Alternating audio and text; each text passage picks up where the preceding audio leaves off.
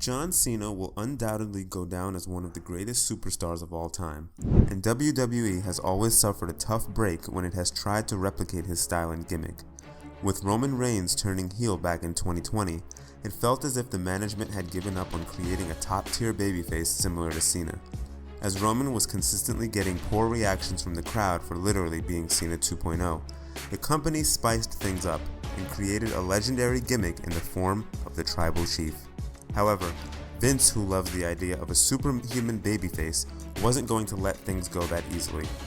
Having witnessed the strong reactions the EST of WWE was getting both in the arenas and online, Vince found his ultimate next form of John Cena in Bianca Belair, the female version that is. Having wins over major female superstars and becoming the longest reigning Raw Women's Champion, Bianca surely became a force to be reckoned with, but it came with a cost. Bianca is now getting the same treatment John did back in his days. With the crowd now turning against her, Bianca would surely be having a hard time reconnecting with the fans. Today, we'll be looking at how Bianca Belair is today's version of John Cena.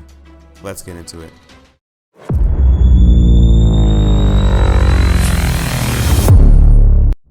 Strong booking. Bianca's proper NXT debut came in 2017, and it was at that point that she began to showcase her talent. Unlike others, Bianca was the complete package.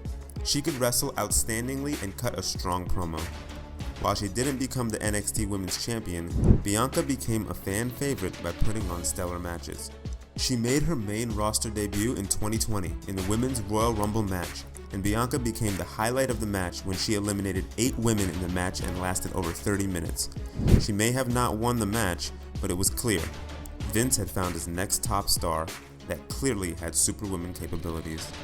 Later that year, she was drafted to SmackDown and did nothing significant, but things were still looking bright for the young talent.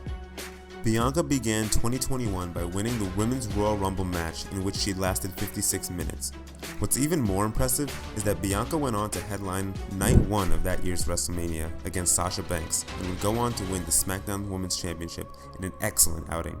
Bianca went on to successfully defend the championship against the likes of Bayley, Carmella, and Zelina Vega. However, Bianca's reign was ultimately cut short when a returning Becky Lynch defeated Bianca in just 26 seconds. One would think that Bianca's time at the top was over, but that wasn't the case. Bianca wins, LOL. Do you remember the time when John Cena began his year-long WWE Championship reign in 2006 and defeated everyone in his sight? Even after that, John was deemed unstoppable, even without the World Championship around his waist. Defeating him clean was considered equivalent to winning the world title back in the day, and that's how the term Cena wins, LOL, was coined. Despite losing to Becky in 26 seconds, Bianca went on to face Becky once again at WrestleMania in 2022 after she earned the right by winning the Women's Elimination Chamber match. The match ended up delivering big time, with some calling it the best match of the weekend. Bianca won the Raw Women's Championship, and that's how her 400-day reign came to light. She decimated anyone who stepped in front of her, whether it was Becky Lynch, Sonya Deville, Asuka, Bayley, or Io Sky. Everyone fell prey to Bianca. She eventually dropped her championship to Asuka at this year's Night of Champions.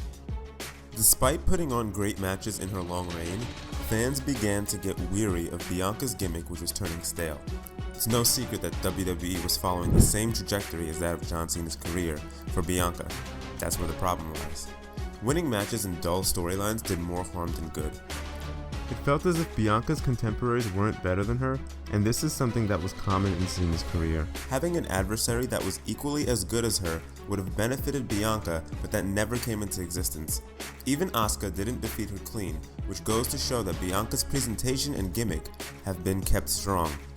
Having beat Sasha Banks, Becky Lynch, and Asuka in back-to-back WrestleManias, many are wondering if Bianca would go on to defeat Charlotte at next year's WrestleMania.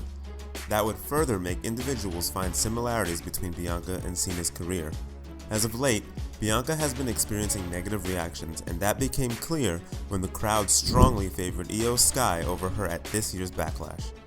It reminded the fans of the ECW One Night Stand pay-per-view in 2006, where the crowd was firmly behind RVD and demolished Cena with various chants. With the way things are going on, the crowd on hating Bianca won't be stopping anytime soon. Similar presentation. Beating everyone is one thing, Having the same presentation is a whole different thing.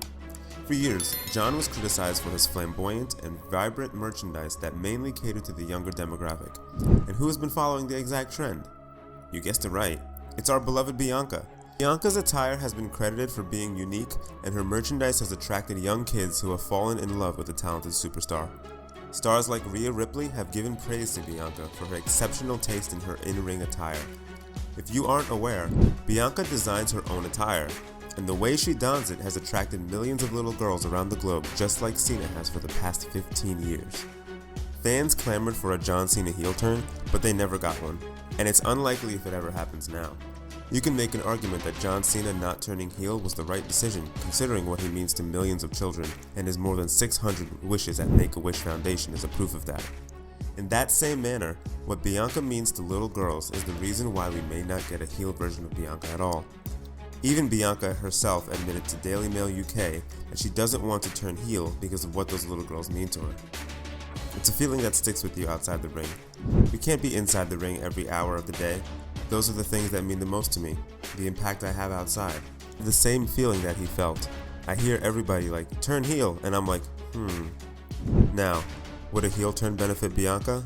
Yes. A heel turn would revitalize her character, and if she's paired with her husband Montez Ford, who is as charismatic as her, we may get a solid heel duo that could gather the attention of fans all over the world.